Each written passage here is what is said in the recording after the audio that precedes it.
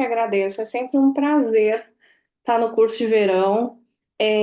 Eu acho que assim como a Silvia, né, deve ter tido a mesma trajetória, a gente não começa no curso de verão hoje, né? A gente começa no curso de verão quando a gente estava na graduação. Então, eu participei como aluno, né, da Unesp na época do curso de verão, depois como pós-graduando da organização dos cursos de verão, e assim, isso faz parte da nossa trajetória, isso faz parte do nosso crescimento, e isso floresce amizades fantásticas que a gente consegue levar aí por muito tempo porque são esses os desafios do dia a dia, né? É a gente construir em cima de inseguranças, em cima de dúvidas, mas acima de tudo a gente caminhar. Eu gosto daquela questão de eu quero alcançar lá em cima, mas eu não vou dar um pulo, eu não vou dar um salto, eu vou uma etapa de cada vez. E o curso de verão é a primeira etapa, né? A etapa de abertura. E eu espero que vocês todos sintam-se em casa, porque a universidade pública é a casa de todos nós, tá? Gente, eu tenho um certo problema com tecnologia, então deixa eu testar os trem aqui, porque senão, como é que funciona no Zoom? Tem aí embaixo para você compartilhar a sua tela. Ah, conseguiu. Ah, foi. Foi. Tá, Perfeito. tá, então tá. Então, bom, podemos começar então, né? A Alice Podemos. já contou toda a minha trajetória aí de escrita, mas eu quero compartilhar com vocês algumas coisas só para vocês se sentirem mais à vontade. Gente, minha formação é de bióloga marinha, tá? E aí eu vim parar no mar de Minas, né? Então, assim, eu fazia iniciação científica avaliando metabolismo em peixe, em caranguejo. Depois eu fui fazer pós-graduação em fisiologia endócrina com modelo animal, né? Roedores, para estudar a fisiologia humana, aí buscando entender um pouco do metabolismo. Mas nenhuma experiência invalida a outra. A gente sempre aprende muito e mudanças é o que a gente faz, é o que faz a gente aprender mais e mais. Passar por laboratórios, né? Eu tive a oportunidade aí durante o mestrado, doutorado, eu fiz no mesmo laboratório, mas durante o doutorado fui para os Estados Unidos fazer uma parte do doutorado, no pós-doc, fui para o México também no doutorado, depois na França no pós-doc, e assim, foi fácil? Não, não foi fácil. Tenho vários cabelos brancos para me mostrar o quão difícil e estressante foi, mas eu tenho certeza que valeu todo o conhecimento em questões profissionais e também questões pessoais. Crescimento pessoal, assim, foi fantástico por todas essas experiências. Então, hoje, eu trouxe aqui para vocês uma parte, um ramo do trabalho que a gente está desenvolvendo no laboratório aqui de endocrinologia e metabolismo, tá? Dentro desse laboratório, eu sou a professora mais nova, eu fui contratada em 2019 pela UFMG, e uma parte desse estudo é associando os ritmos biológicos com as alterações hormonais, principalmente do eixo tireoidiano. Vocês já tiveram um pouco, acho que de manhã, com a professora Maristela, né, a questão de ritmos biológicos, a importância dessa sincronização, e a gente vai pincelar um pouquinho desses assuntos. E me lembrem lá no final de contar um pouquinho para vocês sobre as demais linhas de pesquisa, principalmente envolvendo desregulação endócrina e essa atividade minerária que a gente tem forte aqui no estado de Minas. Bom, por conta dessa pergunta aqui, por que devemos incluir ambos os sexos no desenvolvimento experimental? Eu decidi montar uma apresentação fazendo, eu esqueci como é que chama aquela coxa de retalho, com vários trabalhos desenvolvidos nesses últimos 5 anos pelos meninos aí, pela iniciação científica, pelos pós-graduandos, mostrando o que a gente chegou com relação aos efeitos do hipotiroidismo em diversos parâmetros fisiológicos. Então, vou contar. Se alguém quiser falar alguma coisa, me interrompa, tá? Eu não sei se eu consigo ver o chat. Então, vou contar um pouquinho aqui da história para vocês. Então, o corpo humano como um todo, ele é um sistema que a gente chama de multioscilatório. O que significa? Tem variações nos mais diversas funções ao longo do dia. Existem variações ao longo dos minutos, variações ao longo das estações do ano. Então, é um sistema multioscilatório. Quando a gente foca em oscilações que acontecem ao longo do dia, a gente fala de oscilações circadianas, oscilações que têm em torno de 24 horas.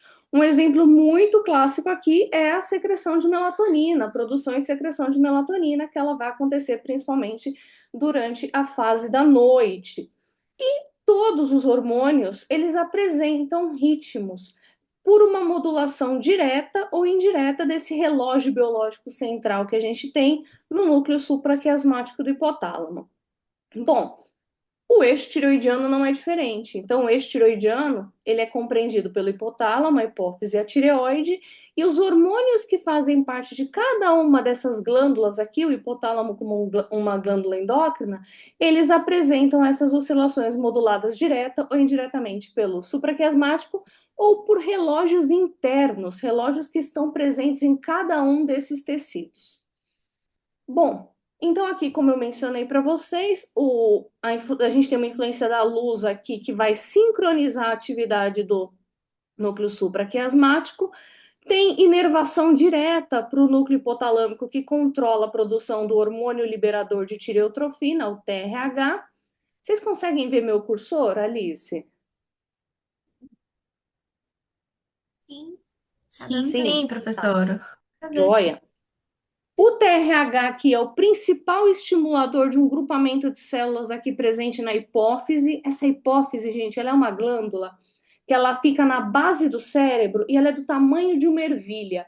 Mas os hormônios que ela produz controlam eixo reprodutor, eixo adrenal, eixo tireoidiano, crescimento, lactação, promove uma série de regulações essenciais aí para o crescimento, desenvolvimento, reprodução, perpetuação da espécie humana e das demais espécies, obviamente. E aqui a gente tem o TSH, que é um hormônio estimulador da tireoide, tá?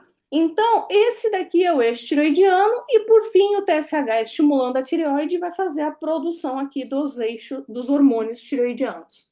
Bom, só para dar um background aí, um histórico para vocês, tireoide vem da palavra do grego que é escudo, né? Então, um determinado anatomista achou que o formato da glândula tireoidiana lembrava um escudo, daí vem tiros tireoide, tá? E ela é localizada aqui na porção do pescoço, logo abaixo da cartilagem tireoidiana, ou cartilagem tireoidea, mas sobreposta à cartilagem cricoide. Na porção posterior da tireoide estão as paratireoides, que estão envolvidas com a regulação da calcemia. E eu, particularmente, eu prefiro achar que isso daqui tem um formato de uma borboletinha, tá? Então aí fica a critério de vocês. E a glândula tireoidiana, ela tem ela é amplamente vascularizada. A irrigação dela passa direto para o sistema nervoso central, porque os hormônios tireoidianos eles são fundamentais para o desenvolvimento e para a manutenção das atividades do sistema nervoso central e de vários outros sistemas que a gente vai ver daqui a pouco. Bom, fazendo parte daquele sistema multioscilatório, os hormônios aqui do eixo tireoidiano, eles apresentam determinados ritmos, por exemplo, o ritmo diário, o ritmo circadiano. Então, num determinado momento do dia, você vai encontrar uma maior secreção, por exemplo, do TSH, que é o estimulador da tireoide, seguido ali de um aumento do T3. E isso daqui vale para basicamente todos os hormônios, tá? Do nosso corpo. Todos eles apresentam essa oscilação e tem um determinado momento do dia que eles têm uma maior secreção, você encontra maior concentração no sangue.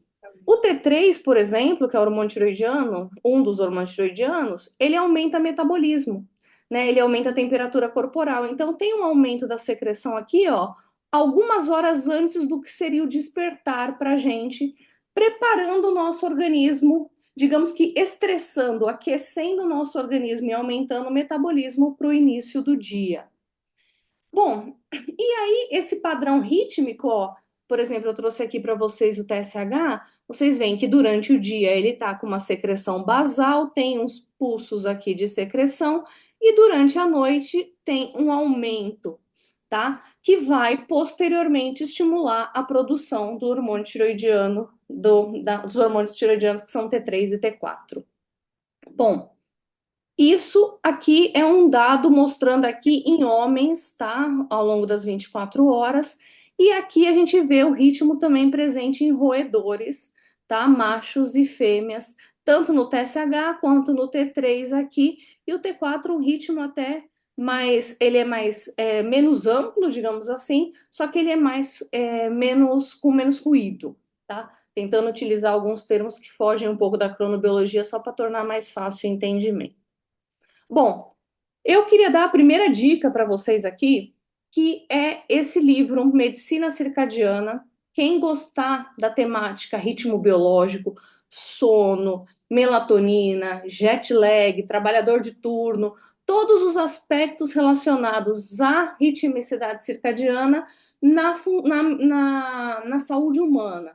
Esse livro ele foi publicado, foi trabalhado pelo professor John Fontenelle Araújo e o Tiago de Andrade, um professor da Federal do Rio Grande do Norte e de Alagoas.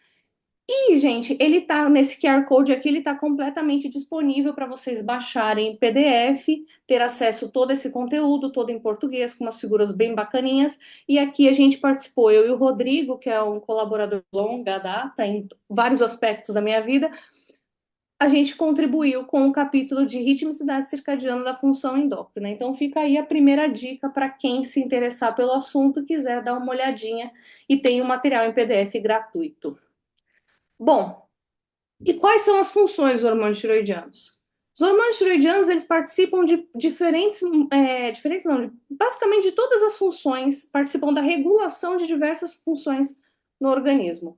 Com relação ao sistema nervoso, ele é fundamental para o crescimento e desenvolvimento, crescimento como um todo, tá? E desenvolvimento do sistema nervoso. Então, ó, durante o período intrauterino, no recém-nascido, crescimento do córtex cerebral e cerebelar, a multiplicação de neurônios, o desenvolvimento de dendríticos e axônios, a formação de sinapses, mielinização, todos esses processos dependem de hormônio tiroidiano. Então, pensando aí na importância do acompanhamento da gestante, né, ao longo do período da gestação, propriamente dito, em ficar monitorando como é que está o eixo tireoidiano. Já no adulto, o hormônio tireoidiano, ele praticamente estimula diversas funções cognitivas, o estado de atenção, né, de vigília, a capacidade a estímulos, reflexos, percepção de fome, audição, memória. Então, vários parâmetros aí que continuam sendo estimulados na fase adulta pelo hormônio tireoidiano. É tão importante, gente, que eu trouxe essa informação aqui para vocês, ó. Veja, isso daqui é o período durante a gestação, no nascimento e até os 4 anos de vida. O que a gente tem aqui? Até mais ou menos 5, 6 meses de gestação, a produção de hormônio tiroidiano T4, ela é de origem principalmente materna. A criança passa a produzir, né, o feto, depois o bebê, mas ao final, no terceiro trimestre aí, e aí passa pós-nascimento, tem um período ainda que tem uma influência por hormônios que são secretados no leite, que passa para a criança durante o período de amamentação, mas depois em sua totalidade a produção dependente da própria criança, da tireoide da criança. Só que olha que interessante, durante esse primeiro período, a proliferação neural, a migração neural, o desenvolvimento de cóclea, estriato, neocórtex, todas essas porções aqui do sistema nervoso central dependem de hormônio tiroidiano. Então, depende de uma manutenção adequada de hormônio tiroidiano materno. Já algumas outras funções, elas continuam o desenvolvimento mesmo depois do nascimento, como o desenvolvimento de cerebelo, crescimento de axônios e dendritos, formação de sinapse e mielinização. Isso significa que problemas na produção de hormônio tiroidiano na mãe vão causar um desbalanço no desenvolvimento aí neural do feto. Esse quadro é o quadro que a gente conhece como como cretinismo, tá? E se a criança tiver um prejuízo nessa produção, isso vai afetar demais o desenvolvimento pós-nascimento, tá? Levando esse quadro de retardo mental e de cretinismo, que é característico de hipotireoidismo congênito ou deficiência materna. Então tem que fazer esse acompanhamento. E é tão importante, gente, que vocês já devem ter ouvido falar do teste do pezinho, que é feito uns 2, 3 dias depois que a criança nasce, é coletada ali um pouquinho de sangue do pezinho para verificar uma série de possíveis alterações que seriam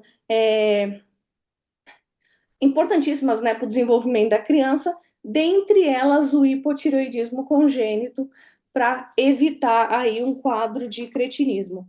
Se detectado logo pós-nascimento, já é só fazer a reposição hormonal com T4 atualmente, que aí já não tem, já evita qualquer tipo de retardo mental e o desenvolvimento do cretinismo.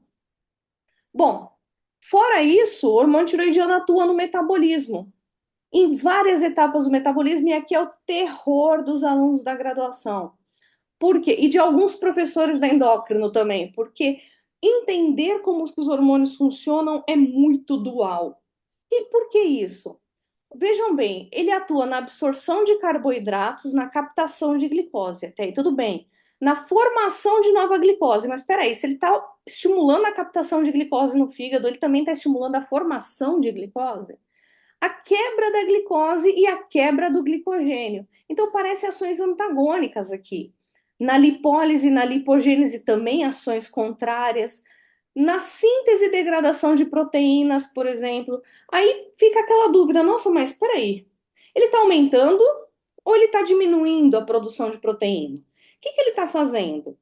Na verdade, o hormônio tiroidiano, ele age de uma maneira que ele ativa ciclos fúteis. O que são isso? São ao mesmo tempo que ele estimula a síntese, ele estimula a degradação. Com isso, ele faz uma transferência através de todas essas vias que ele estimula, uma transferência da energia, e parte dessa energia é dissipada na forma de calor. Então, uma das principais funções dos hormônios tiroidianos é nos manter aquecido, nos manter na temperatura atual, é a produção aí do calor, a termogênese. Não é a termogênese induzida por tremor, tá? É uma termogênese em condições normais de temperatura ambiental. Bom, e um dos principais alvos do hormônio tiroidiano é o sistema cardiovascular. E no sistema cardiovascular, que você já vem ouvindo, eu participei de alguns momentos aqui do curso de verão, que eu vi que já foi discutido vários aspectos do sistema cardiovascular, mas o hormônio tiroidiano ele é um potente estimulador de diversas etapas, funções e, enfim, tanto do coração como do sistema cardiovascular como um todo. Então, atua na diferenciação de fibras musculares e a hipertrofia cardíaca. Ele faz com que hajam mais fibras de contração rápida e menor quantidade de fibras de contração lenta. Então, tem um aumento aqui da frequência cardíaca, da força de contração, resultante no aumento de débito cardíaco. Aumenta aí a velocidade de contração, reduz o relaxamento e ele também sensibiliza o sistema cardiovascular a ação da adrenalina, ele aumenta receptores beta-adrenérgicos. Além disso, atua no metabolismo, aumentando atividades de enzimas oxidativas, mioglobina e remoção de espécies reativas de oxigênio. Então, de uma maneira geral, o hormônio tiroidiano, ele potencializa, ele aumenta a função aí cardiovascular. Claro que estamos falando de uma ação fisiológica.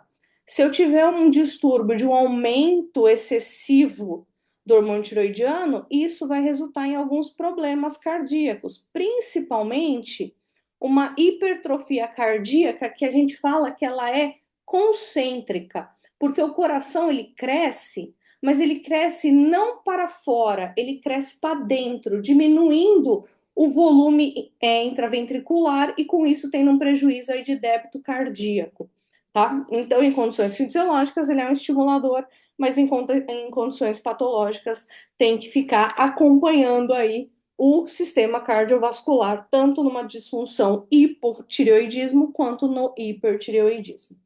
Bom, e aí, uma das grandes vantagens, e assim, na verdade, uma das minhas grandes paixões de estudar o hormônio tiroidiano é porque é um hormônio que ele age em basicamente todas as células.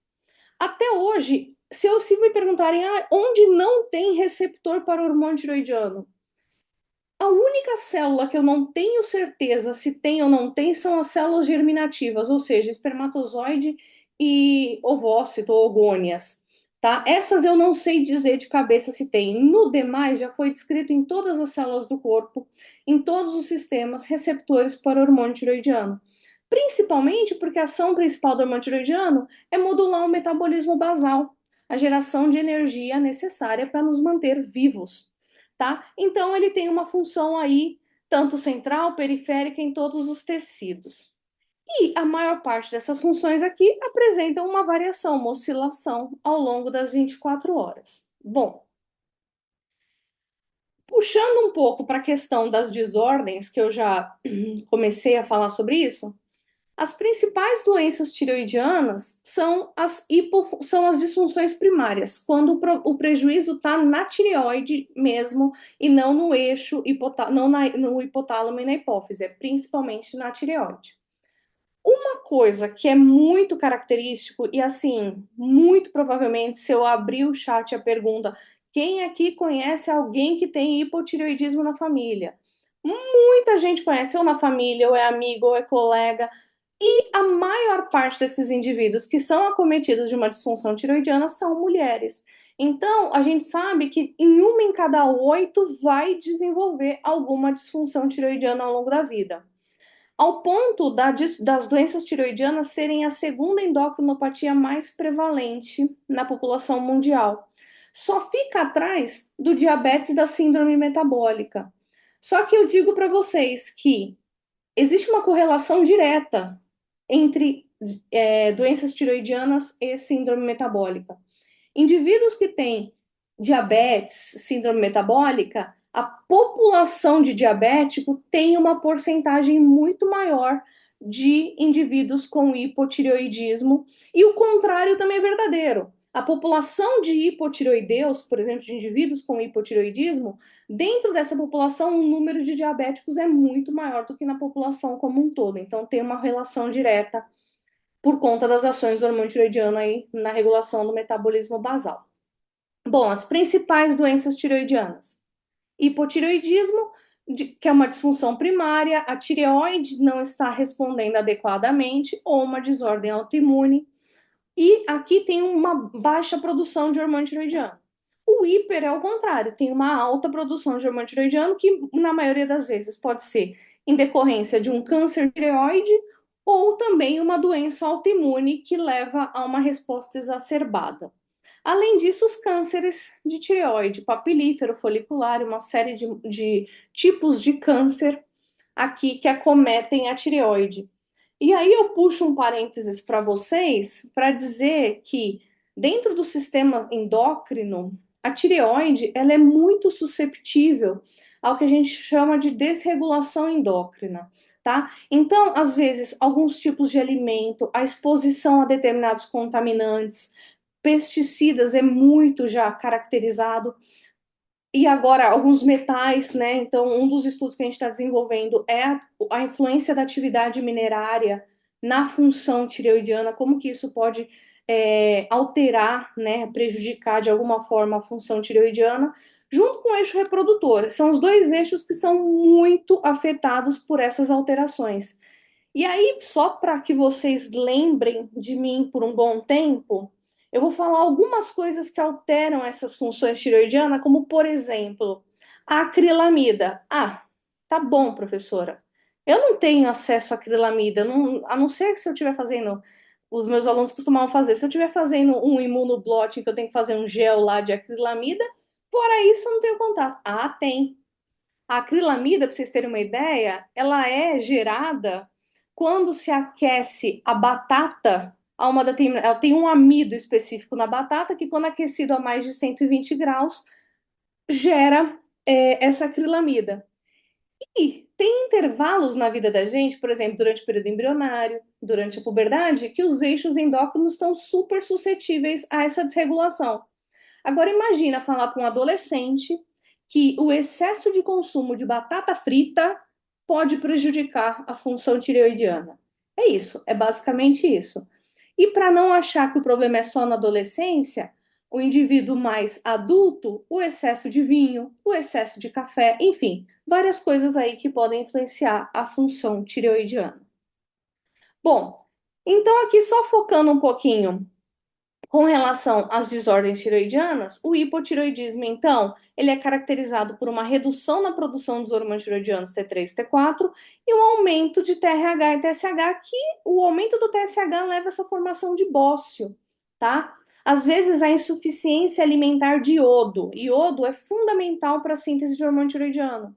Esse 3 aqui, esse 4 no T3 e T4 é o número de iodos que tem no hormônio. Então, aqui eu tenho 4 iodos, chama tetraiodotironina, e o T3 triiodotironina. Então, o iodo é fundamental. Se não tiver um aporte, uma ingestão adequada de iodo, pode levar à formação aí de bócio, porque tem muito estímulo para a produção de hormônio tiroidiano e a tireoide não tem iodo suficiente para produzir. Ou ainda a questão de uma doença autoimune, a doença de Hashimoto, tá? A Hashimoto é uma doença que o próprio corpo passa a produzir anticorpos que destroem o tecido tireoidiano. Então tem uma menor produção e uma atrofia, né, da glândula tireoidiana. Essa doença ela é caracterizada por um aumento do TPO, antitireoglobulina, então anti-TPO, antitireoglobulina, enfim.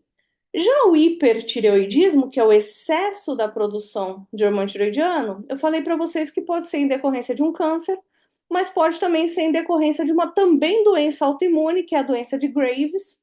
Essa doença de Graves, eu já até vi aqui no chat que alguém escreveu o TRAB, onde é que o TRAB se encaixa com isso? O TRAB é uma característica dessa doença de Graves. É um anticorpo que é produzido e ele imita o TSH, ele é muito parecido com o TSH. Então, ele age na tireoide e estimula a produção de T3 e T4, mas ele não é o TSH, né? Então, causa um desbalanço, levando a um hipertireoidismo, tá? Esse TRAB. Uma característica é que aqui na região do globo ocular tem um músculo que tem também receptor ao TSH. Então, o indivíduo que tem Graves, que apresenta um excesso desse anticorpo TRAB, ele vai se ligar também nesse músculo e vai causar uma protusão aí dos olhos, levando a um quadro de exoftalmia, tá bom? Ele é um anticorpo. Então, essas duas questões aqui são doenças autoimunes e daí dificulta um pouco a questão de como curar, não tem como curar, faz a reposição aí ou um bloqueio da função tireoidiana para voltar às concentrações normais do eixo. Bom, eu trago aqui para vocês uma revisão da Nature mostrando a prevalência do hipotireoidismo nos países que tiveram essa amostragem. Então, no que está em branco, a gente não tem amostragem, mas em alguns que tiveram esses dados mostrando a prevalência. E aí chama a atenção aqui, ó, que o Brasil ele tem uma prevalência relativamente aumentada em relação aos demais países para o hipotireoidismo. Agora, com relação ao hiper, a mesma coisa. Tem uma grande porcentagem aí de indivíduos com hipertireoidismo. Eu gostaria de ouvir de vocês o que poderia ser os possíveis fatores que façam com que esse dado faça sentido para a gente. O que a população brasileira teria que favoreceria a essa amostragem de indivíduos aí com hipo e hipertireoidismo? Alguém tem alguma ideia? Eu preciso beber água. Oi, Alimentação. oi, Por que professora. alimentação, Mara?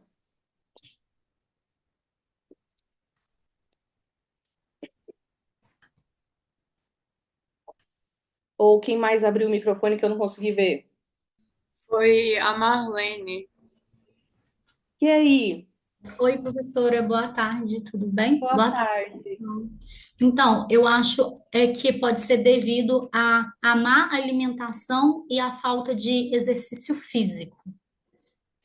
Assim, Então, na minha cabeça isso, eu não tenho certeza. não, é isso mesmo.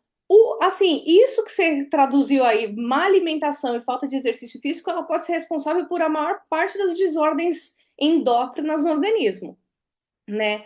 Mas ainda assim, se a gente for traçar um paralelo, por que os Estados Unidos, que tem uma alimentação muito pior que a gente, e um grau, né, um número de populacional aí com obesos ou sobrepeso também superior ao nosso, por que eles têm uma menor porcentagem dos dois, ó, hipo e hiper?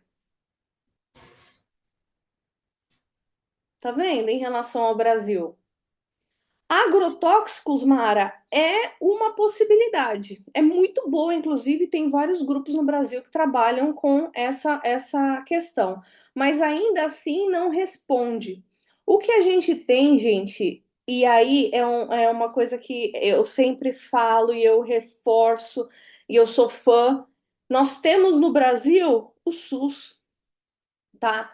E é graças à amostragem, o fato dos indivíduos terem acesso ao Sistema Único de Saúde e poder fazer dosagem de TSH, T3, T4, sem ter uma despesa para isso, a gente consegue ter o diagnóstico. Então, o Brasil, ele é referência mundial para estudos de tireoide por conta dessa amostragem que tem, graças ao SUS, tá bom? Bom, e agrotóxico também acho que entra aí nessa questão.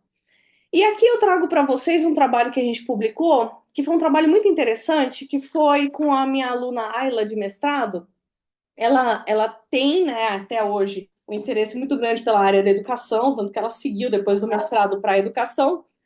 E esse trabalho foi numa revista que ela é voltada para o público infantil e adolescentes. E nosso desafio era explicar para crianças e adolescentes o que são as disfunções tireoidianas. Então a gente fez esse trabalho, por que que tem o sal, por que que tem iodo no sal de cozinha? E o mais legal desse trabalho é que as crianças faziam a revisão do texto. E criança é muito honesta, né, gente? Então você ia lá, ficava explicando a biossíntese hormonal de hormônio tireoidiano em palavras que talvez a criança entendesse. Aí vem a crítica do revisor infantil. Nossa, esse texto está muito chato. E aí a gente tinha que trabalhar e melhorar a linguagem, tornar aquilo de forma lúdica. Então foi uma experiência muito assim, muito gratificante, tá? E aqui eu trouxe isso aqui para vocês porque uma das ilustrações que a própria Ayla fez à mão, né, nesses, sei lá, nessas tecnologias aí que vocês entendem, foi mostrar aqui os principais sintomas associados ao hipo e hipertireoidismo. E aí, vamos lá, vou listar alguns, ó. Tanto o hipo quanto o hipor está associado à perda de cabelo, em alguns casos o bócio por mecanismos diferentes. Também temos aqui problemas de memória, depressão, pele seca, uma bradicardia, aumento de colesterol, ganho de peso, constipação, principalmente no caso do hipo, que é um indivíduo que tem uma certa intolerância ao frio. Já no outro lado, o hipertiroidismo é um indivíduo com insônia, com os olhos aí que podem estar saltados se for a doença de Graves, ansiedade, é, fraqueza muscular, taquicardia, diarreia, perda de peso e intolerante ao calor. Toda vez que eu falo isso na sala de aula, tem aluno que levanta, professora, eu tenho certeza, eu tô com hipotiroidismo. Eu estou deprimido, não consigo gravar nada, minha memória tá péssima, ou então falo o contrário. Professora, tô com insônia, irritabilidade, estou ansioso, são todos sintomas aí associados a essas desordens, e a minha resposta é sempre calma. Vai dosar, né? Os hormônios passam por um endócrino, mas muito provavelmente você está passando por uma fase da graduação, uma fase da pós-graduação, que traz uma ansiedade aí característica desse período. Bom, e além dos casos clínicos, que é aquele que tem o sintoma característico, tanto o hiper quanto o hipo tem o quadro subclínico. É um quadro que você tem alteração do TSH, daquele hormônio que estimula a tireoide, mas não tem alteração no T3 e T4. Significa que a glândula tireoidiana está dando um jeito, a um custo elevado, de tentar manter a produção de hormônio tireoidiano normal, tá? Esse caso, gente, os subclínicos, eles atingem até 12% da população brasileira. Isso foi dado agora do ELSA Brasil, que é um estudo longitudinal na população adulta brasileira, mostrando que é uma parcela realmente significativa aí da população. Bom, aí eu vi em algum momento aí que alguém comentou, tem como fazer um estágio à distância em outros estados com revisão, essas coisas? Um dos trabalhos que o meu grupo está desenvolvendo são chamadas revisões sistemáticas e meta-análise, tá? Então a gente faz levantamento de artigos publicados para responder uma dada questão. Esses trabalhos eles são são puramente online, a gente tem reuniões online e o desenvolvimento do trabalho todo ele é totalmente online. E eu trouxe aqui para vocês um dos primeiros trabalhos que a gente publicou com o auxílio do professor Cândido Coimbra, que é o nosso, como eu vou dizer, o nosso sênior, né, no laboratório de endócrino. E aqui é a turma dos alunos de C, são os C voluntários. Então, aqui, ó, todos os alunos são alunos de iniciação científica voluntária do programa, tá? Professor Cândido, professor Rodrigo da Unifesp, professor Lucas e Elton da UENG e eu trabalhamos nesse estudo. E o que a gente queria responder? A gente queria responder se o hipotireoidismo altera o peso corporal. Ou seja, o hipotireoidismo ele realmente engorda, como todo mundo fala? Então, para vocês entenderem, uma revisão sistemática, ela levanta vários trabalhos. Aqui no final a gente tinha um total de 9.000 estudos, mais ou menos, e vai fazendo uma extração aí, uma qualificação, uma exclusão de alguns estudos, de acordo com algumas variáveis presentes ou não, até chegar num dado número de estudos, que aqui no nosso caso deu 38 estudos, que nós conseguimos avaliar as variáveis de peso corporal, circunferência da cintura e índice de massa corporal, tá? E aí, o que a gente tem aqui? Vou explicar do jeito mais simples possível. Esse é um gráfico de revisão sistemática de meta-análise. Essa linha zero aqui, ó, é o grupo controle. Então, a gente estava comparando os indivíduos com hipotireoidismo clínico do grupo controle.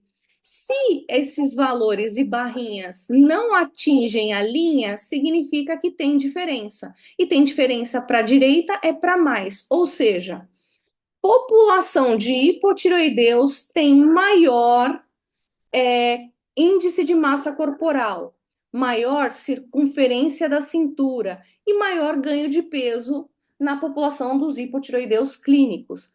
Chamo a atenção aqui, ó, gente, que não tem diferença quando a população é de 100% de mulheres ou tem homens na população aí compreendendo o todo.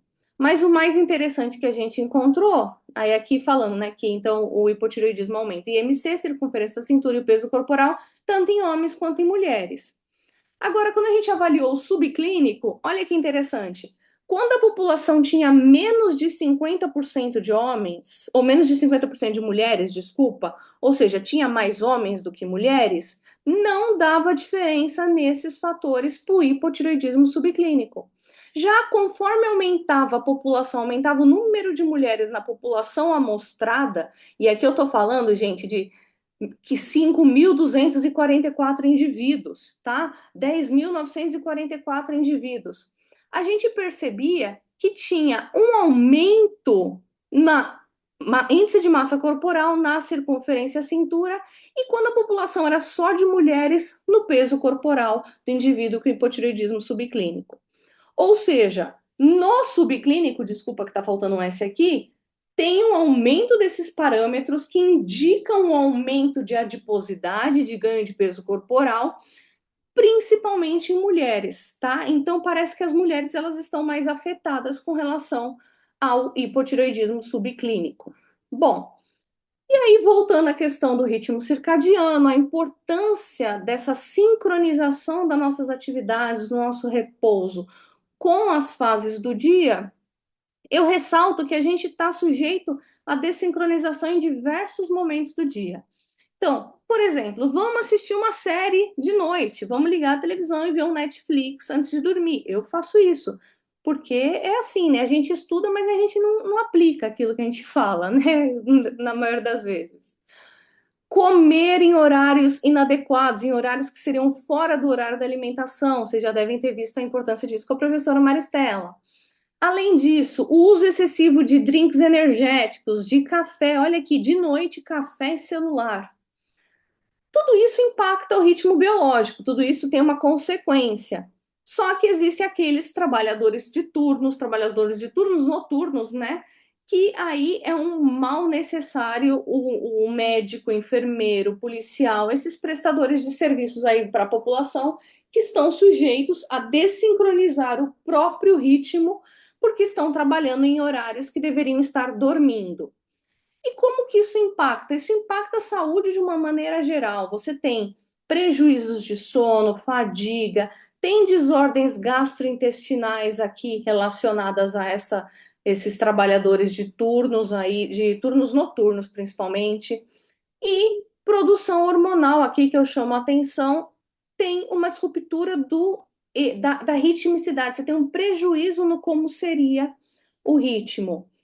E também ansiedade, estresse, depressão, aumenta aí o risco o risco de desordem, né, de doenças cardiovasculares e leva até mesmo, às vezes, a abortos espontâneos, nascimento de prematuros. Então, assim, é um impacto muito grande para a saúde do trabalhador. E eu digo mais, é um impacto que o adicional noturno, que o nosso sistema garante ao trabalhador noturno, ele não compensa o prejuízo na saúde.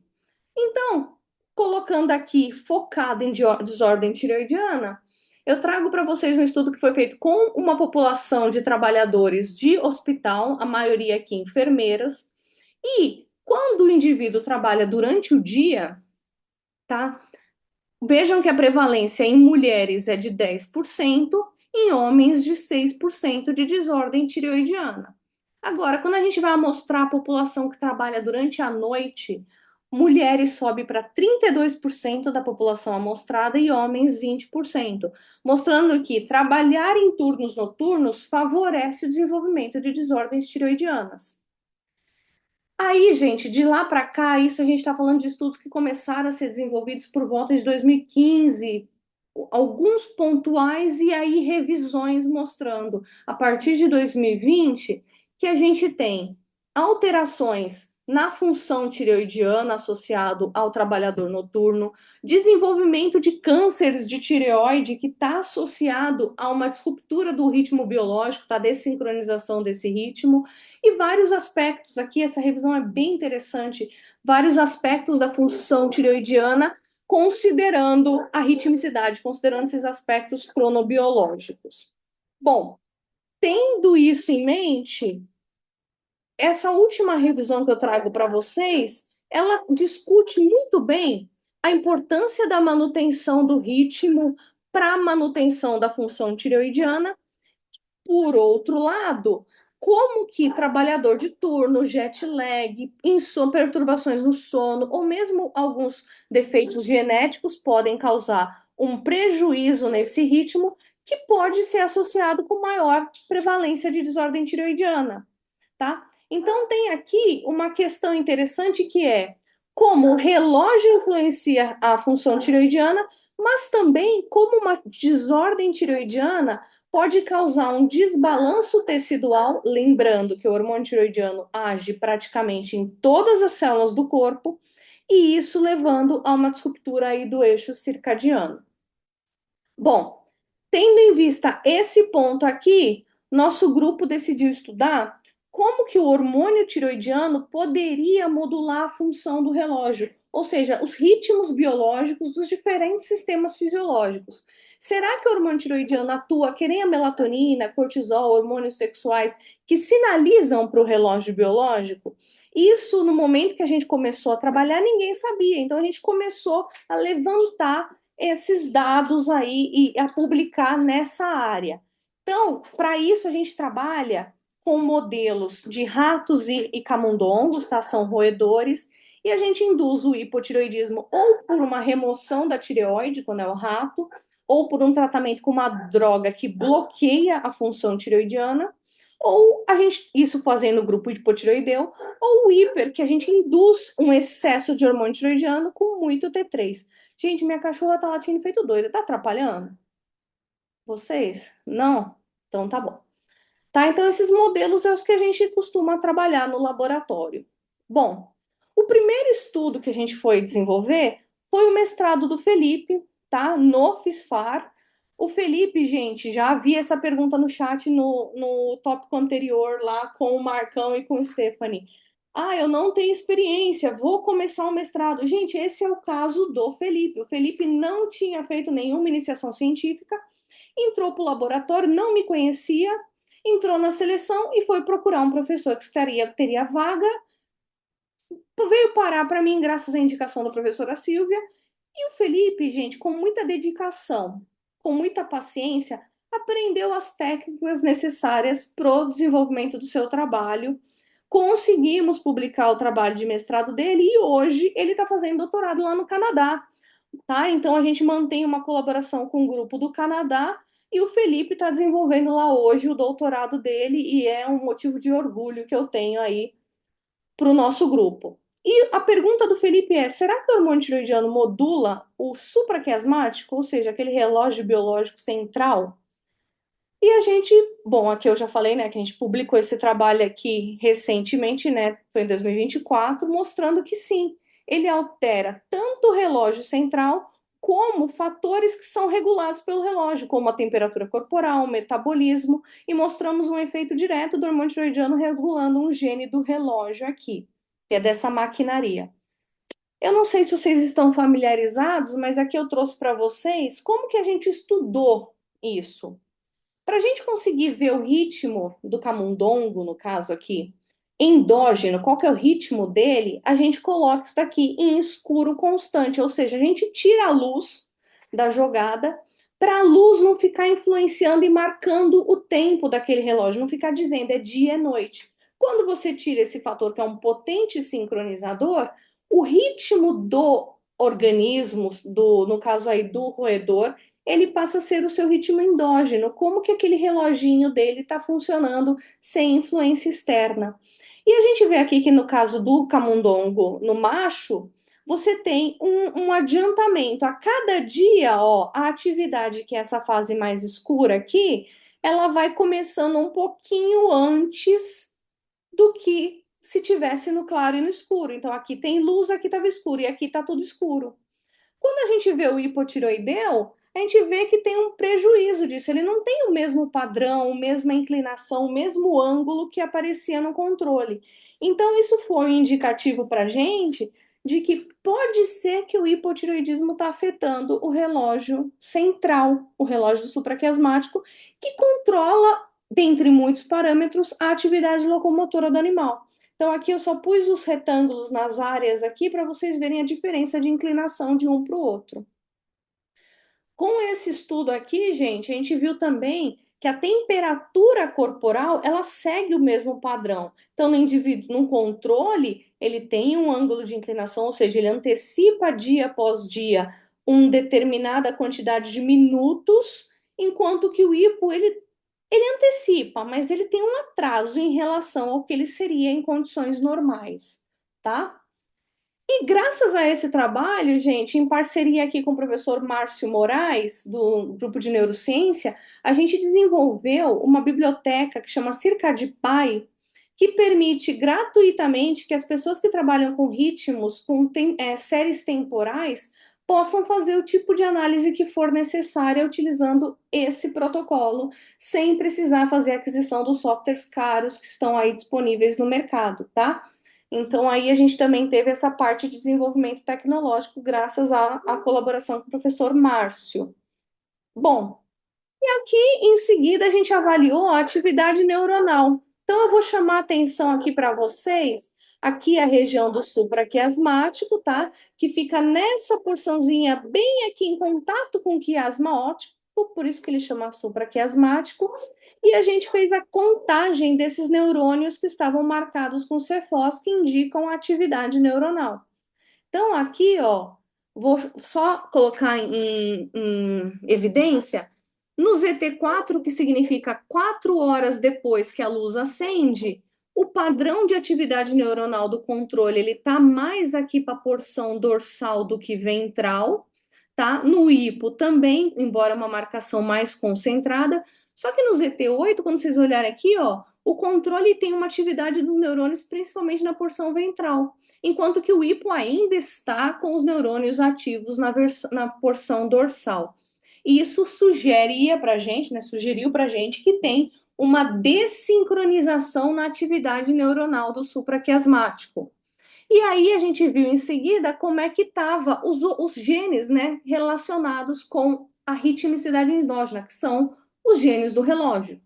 O que a gente viu aqui, ó, é que aqui o controle ele tem um padrão de oscilação de um gene do relógio, no macho hipotiroideu isso é perdido. E isso para vários outros genes a gente começou a observar que tinha um padrão de alteração, mas principalmente para o BIMAL1. Essa também faz parte do trabalho do Felipe. E agora, recentemente, a gente foi falar, e agora? E nas fêmeas? Está acontecendo a mesma coisa? E a gente não observa o mesmo padrão de alteração induzida pelo hipotireoidismo nas fêmeas que a gente observou nos machos no supraquiasmático. Então, parece ser uma alteração que é sexo dependente. Bom, aí eu trago para vocês o primeiro artigo que a gente mostrou uma alteração comportamental induzida pelo hipo, dependente do horário do dia e do sexo. Esse foi feito em colaboração com a professora Grace, também do Núcleo de Neurociência, e o Dr. Leonardo Guarnieri. E o que a gente avaliou aqui? A gente avaliou a memória, o como que esses roedores identificavam ou não um objeto novo quando colocados em frente a eles em condições de controle ao hipotireoidismo. Então, o teste era basicamente assim, ó. Primeiro dia eu colocava 2 caixinhas dessa amarela e o roedor, né, o camundongo, conseguia explorar e identificar esses objetos. Depois de um tempo, a gente trocava 2 dias depois, ou na verdade, é 2 ou 3, não lembro. A gente trocava esse objeto e colocava um objeto novo. E roedor é um bicho curioso. Quando você põe algo novo, ele tende a ficar mais tempo, ó, explorando o novo, porque o outro ele já conhece, tá? E a gente quantificava isso. Depois a gente pegou esses animais, induziu o hipotireoidismo e testou de novo. E aí a gente percebeu o seguinte: primeiro que durante o dia, se a gente testar durante o dia, esses animais, eles não fazem o teste. Os hipotireoideus, eles simplesmente não fazem o teste. Eles não vão lá, não exploram o ambiente, não exploram o objeto. Ou seja, eles estão numa inércia ali, numa lentidão, numa letargia muito grande, os hipotireoideus. Só que quando a gente observa só durante o período da noite, a gente vê 2 coisas interessantes aqui, ó. Primeiro aqui com relação à duração da sessão, tá? A gente vê que tem a duração tanto do dia quanto antes no teste quanto depois do teste com os hipotireoideus, os indivíduos machos com hipotireoidismo, eles demoram mais para cumprir essa tarefa de reconhecimento de objeto, tá? E quando a gente fala, mas eles reconhecem? Sim, eles reconhecem, eles ficam mais tempo no novo, tanto o controle quanto o hipo. Só que eles demoram muito mais sendo hipo. Já as fêmeas, controle, elas reconhecem objeto novo.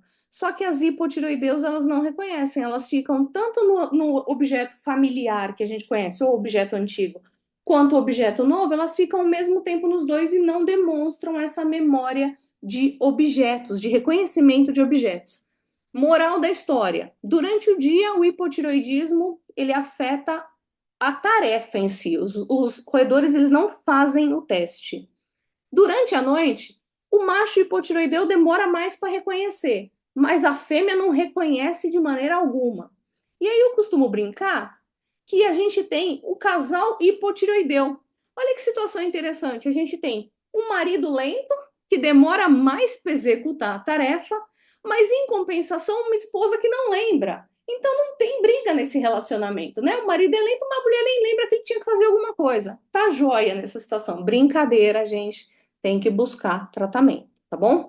Bom, continuamos a avaliar e agora diversos. Eu vou só passar para vocês diversos parâmetros de várias funções aí fisiológicas, pleonasmo, acho que funções fisiológicas, mas de aspectos fisiológicos relacionados ao hipotireoidismo de acordo com o sexo. Então aqui, ó, gente, com muito orgulho eu apresento esse trabalho aqui para vocês. Foi publicado no finalzinho do ano passado. É o trabalho publicado na American Journal of Physiology, que é uma revista extremamente renomada na área da fisiologia, e é a iniciação científica voluntária do meu aluno Derek. Então, é um trabalho publicado com o estudo dele desenvolvido ao longo da iniciação científica, em colaboração com o professor Diogo, né, do Laboratório de Fisiologia Renal, o RENFIX. E aí, o que a gente viu aqui? A gente viu que indivíduos, exatamente, ele como primeiro autor, porque ele foi para a bancada, ele fez as cirurgias, ele trabalhou verdadeiramente. Eu não costumo ter meus alunos, normalmente de iniciação científica, eles devem estar por aí, vocês podem perguntar à vontade, eu costumo direcionar eles para ter um projeto deles, porque eu acho que isso instiga mais a vontade de trabalhar, de desenvolver e de responder uma pergunta. É claro que É um trabalho que começa mais simples, e aí, de acordo com o aluno, vai aumentando a complexidade, mas sempre é possível. E o Derek, ele é espetacular, é um menino de ouro. O que que a gente vê aqui, ó? A oscilação ao longo do dia da concentração de glicose no soro, em machos. Não tem tanta diferença no hipotireoideu. Agora, olha a fêmea. A fêmea aqui em situação controle, a fêmea em situação de hipotireoideus, parece que ela tem uma redução da glicemia no caso dos ratos. Quando a gente vai ver o clearance, ou seja, o quanto de glicose está passando pelo sistema renal, a gente vê aqui, e o Diogo que me corrija se eu estiver fazendo termo errado, a gente vê aqui que em machos hipotiroideus, eles perdem o ritmo, você não consegue mais ver aquela oscilação, eles ficam praticamente constantes ao longo do dia. Já as fêmeas, gente, em condições de hipotiroidismo, elas têm uma perda ali grande, acentuada de glicose ao longo do dia na função renal, tá? Então tem algum prejuízo, principalmente ali nas fêmeas, na reabsorção aí da glicose. Tem vários outros dados que a gente avaliou nesse estudo. Ai, gente, aqui foi mal, aqui eu esqueci de pôr animação, mas eu vou explicar aqui para vocês. Como a gente começou a ver alterações dependentes do sexo no metabolismo, a Ianca, que é uma estudante de doutorado agora, e a Ianca fez o mestrado em revisão na época da pandemia. Então a Ianca, ela está se esforçando assim muito, porque ela tem que entrar no ritmo de um doutorado, aprender as técnicas, tudo isso, e é desafiador. Mas ela tem tido uma evolução assim muito gratificante, tá? Então a Ianca está desenvolvendo esse estudo, que ela está comparando as alterações metabólicas induzidas pelo hipotireoidismo em machos e fêmeas. E o que a gente vê aqui, ó? Aqui, para eu explicar para vocês, é o quanto que o nosso consumo, o nosso não, né, do roedor macho, oscila ao longo das 24 horas, quanto que ele está consumindo de oxigênio. Como é um roedor de atividade noturna, ele tem um maior consumo durante aí a fase de atividade dele. Já em hipotiroidismo, a atividade fica reduzida, ele tem um menor consumo ao longo do dia todo. Nas fêmeas, que é aqui embaixo, que tá, esse negócio saiu na frente, a gente vê que também tem um padrão aqui igual dos machos em termos do controle, só que nas fêmeas com hipotireoidismo você tem o que a gente chama de dessincronização. As oscilações elas não estão mais acopladas, elas estão levemente alteradas, com a fêmea tendo um aumento aqui do consumo horas antes do que deveria ser em situações controle, tá? Então já indica um prejuízo metabólico, uma dessincronização. E aí, semana passada, a Ianca fez esse estudo aqui, ó, que é o estudo de GTT. Ela deu a glicose para os camundongos e foi medindo o quanto que o organismo responde a essa glicose, como que ele faz o decaimento, ou seja, a captação, que reflete tanto a absorção de glicose intestinal, a captação pelos tecidos e a resposta à insulina nesses organismos. E o que a gente viu é, logo nas primeiras horas, esses dois pontos aqui, gente, esse aqui é significativo em machos, então, em machos com hipotiroidismo, nos primeiros 15 minutos a glicemia aumenta muito depois de ingerir a glicose. Só que depois ele consegue restabelecer. Já nas fêmeas, ela já sai de um maior, ela aumenta, e a área aqui dessa curva, ou seja, a glicemia total calculada nesse período de 120 minutos aí, ela é maior em fêmeas com hipotiroidismo, sugerindo que no modelo de camundongo a gente tem a glicemia, que seria a glicemia basal, e depois a resposta à injeção, a ingestão de glicose, lembrando que isso é uma glicose oral, tá? Ela é aumentada nas fêmeas com hipotiroidismo. Então, o hipotiroidismo induz uma dessincronização metabólica e é dependente do sexo. E parece que as fêmeas estão sendo mais prejudicadas, né? Em paralelo, a gente desenvolveu um estudo para avaliar como é que está a função intestinal. E aí a gente viu isso em fêmeas, porque a gente começou a ver que as alterações eram principalmente em fêmeas.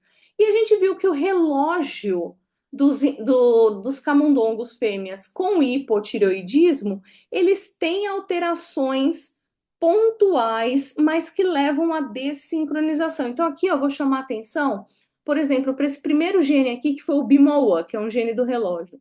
Reparem que o controle tem a maior expressão nesse tempo zero. Já o camundongo com hipotireoidismo fêmea, a maior expressão é no 20, ou seja, 4 horas antes do que deveria ser. Somado a isso, a gente continuou o estudo vendo as proteínas transportadoras no intestino. Como que será que tá os principais componentes que fazem absorção? Aí aqui a gente tem de lipídios, tá? A LF-ABP é uma proteína que faz o transporte de lipídios, assim como o CD36, GLUT2, transportador de glicose, e PEPT1, que é um dos transportadores de peptídeos.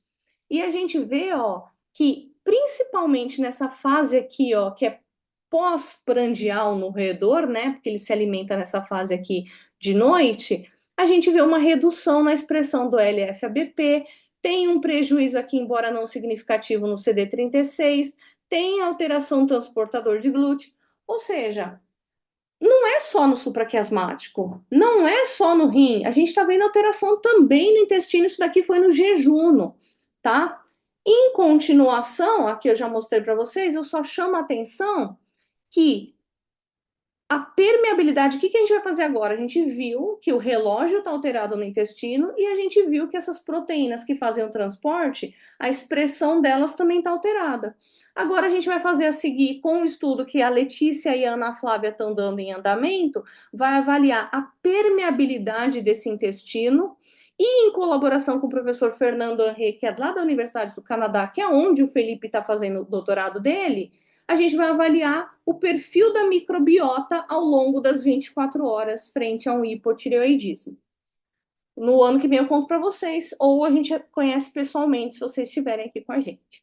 Bom, e aí, uma etapa final aqui que eu quero mostrar para vocês é um estudo de multiômica que a gente vem desenvolvendo em colaboração com o professor Martin Larsen, que é um colaborador principalmente do professor Tiago, aqui do programa, e o professor Rodrigo. E o nosso objetivo aqui é avaliar como que o proteoma e o fosfoproteoma, ou seja, a quantidade de proteínas e a quantidade e quais proteínas, né, e quais as fosforilações estão sendo alteradas ao longo das 24 horas, e aqui a gente está focando no coração e no fígado.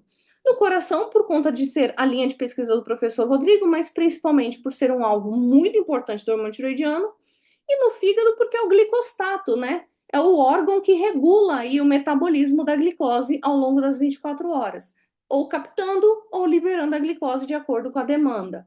E aí eu vou trazer só por cima para vocês terem uma ideia, que a gente fez uma análise primeiro em macho pontual, ou seja, a cada 4 horas a gente investigou as proteínas que estão sendo alteradas. Então, o que isso daqui significa?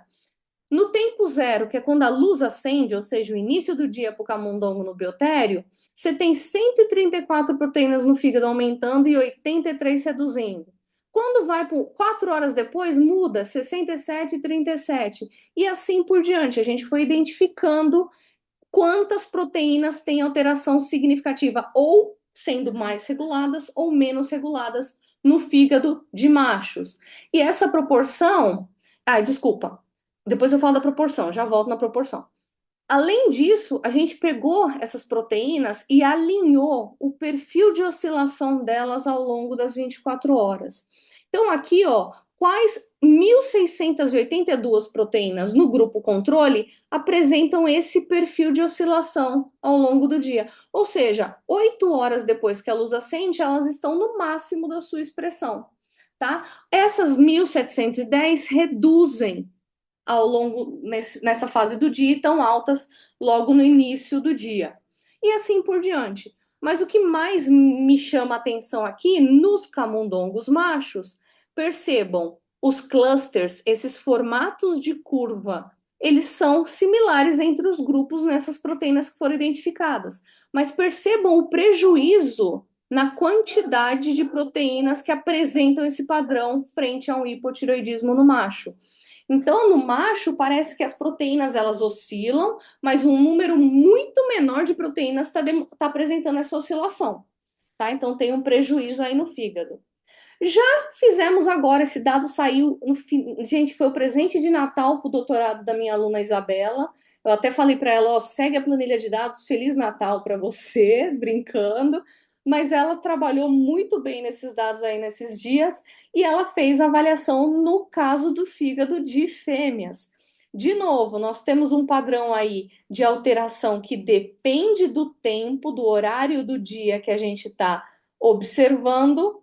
E agora, o que mais me chamou a atenção recentemente é isso aqui. Enquanto nos machos, quando a gente observava o número de proteínas com aquele perfil, com aquele padrão oscilatório, diminuía com o hipotireoidismo, nas fêmeas tem alguns padrões que estão até aumentando, como esse primeiro aqui. Então, proteínas que não apresentavam esse padrão passam a apresentar esse padrão. O mesmo para esse padrão número 4 aqui, ó, 999 faziam essa oscilação, agora 1035. Gente, eu tô morrendo de curiosidade para saber quem são essas proteínas, quais são as vias que elas ativam, qual que é a consequência disso para o metabolismo energético em machos e em fêmeas. E será que é isso que faz com que as fêmeas tenham maiores alterações frentes ao subclínico, ao onclínico? Enfim, não sei ainda, mas saberemos em breve, se tudo é certo. E aqui um dado do professor Rodrigo, nosso colaborador da Unifesp, mostrando que o coração também tem um padrão aí oscilatório que tem diferenças de acordo com o padrão que é estabelecido ou identificado pelo programa. O número de proteínas que é alterada também varia de acordo com o hipotireoidismo em machos e também em fêmeas, tá? Então, assim, nossos próximos passos agora com relação a essa parte de multiômicas, primeiro a gente tem que fazer o mesmo perfil de fosfoproteômica e depois identificar quais são as vias, quem são os possíveis alvos. Será que a gente identifica um alvo que faz com que haja uma melhora no metabolismo energético e melhora o tratamento atual e convencional do hipotireoidismo, focado, por exemplo, no sexo feminino? Pode ser, tá? E no final eu queria só fazer um paralelo com vocês, mostrando que todos esses sintomas que estão aparecendo aí com esse círculo vermelho são sintomas que estão associados à desincronização do ritmo biológico. Então, o indivíduo que trabalha noturno tem problema de memória, tem insônia, tem depressão, tem ansiedade. E esses sintomas, eles se correlacionam com o hipotireoidismo. E aí a nossa proposta do nosso grupo é uma proposta bem audaciosa, mas que está sendo muito bem aceita nos congressos, inclusive no Internacional de Tireoide do ano passado foi muito bem avaliado essa situação, é que a gente está querendo propor que uma desordem tireoidiana, ela não é somente uma desordem endócrina, ela é uma desordem rítmica, uma desordem circadiana, que mexe aí com a ritmicidade. Bom, então, para finalizar, o que eu deixo de mensagem para vocês? Os hormônios tiroidianos agem em todas as células, ou seja, se eu tenho um prejuízo na função tiroidiana, eu posso ter prejuízo metabólico, reprodutivo, cognitivo, vários parâmetros, e aí abre o leque de coisas que se gosta e que se gostaria de estudar. Então, é muito amplo aí todas as associações que podem ser feitas relacionadas à função tiroidiana.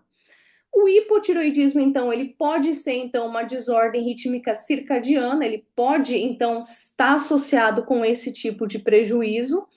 E essas alterações induzidas pelo hipotiroidismo que levam à dessincronização do ritmo, elas estão associadas com alterações metabólicas, cardiovasculares ou até mesmo desordens mentais.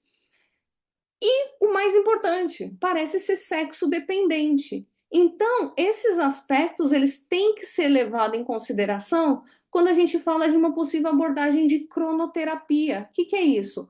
Considerar o horário do dia no tratamento feito, no caso aqui focado no hipotireoidismo.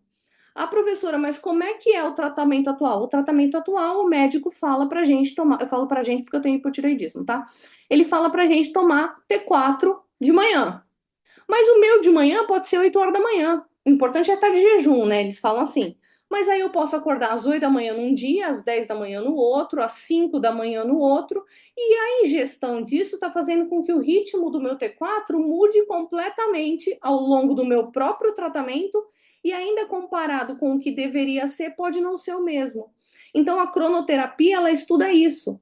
Qual que é o melhor momento do dia para fazer uma abordagem terapêutica? E além disso como que a gente pode trabalhar o fármaco, o medicamento, o hormônio, de modo que ele seja entregue para as células do corpo no horário que seria similar a uma condição fisiológica fora da patologia. Isso é a medicina que a gente fala, a medicina do futuro, tá bom? E aqui eu queria agradecer, obviamente, que nada disso que eu apresentei, absolutamente nada, seria feito e seria possível e seria descoberto sem esses meninos de ouro, que são, na sua grande maioria, alunos de iniciação científica no laboratório, tá? E mestrados e doutorados, tá? E fica aberto o convite, quem quiser, aqui tá o Instagram do laboratório, Endócrino e Metabolismo, e também tem o meu, que é Paula Barge, tá? Também fiquem à vontade. E aqui agradecer as parcerias. A gente tem uma parceria ativa agora com Unifesp, USP, UENG, Unicentro do Paraná e a Universidade de Laval, no Canadá, tá bom? Que possivelmente a gente consegue até fazer um intercâmbio aí de alunos, como o Felipe, que acabou de fazer o doutorado. E os financiamentos, obviamente, porque sem eles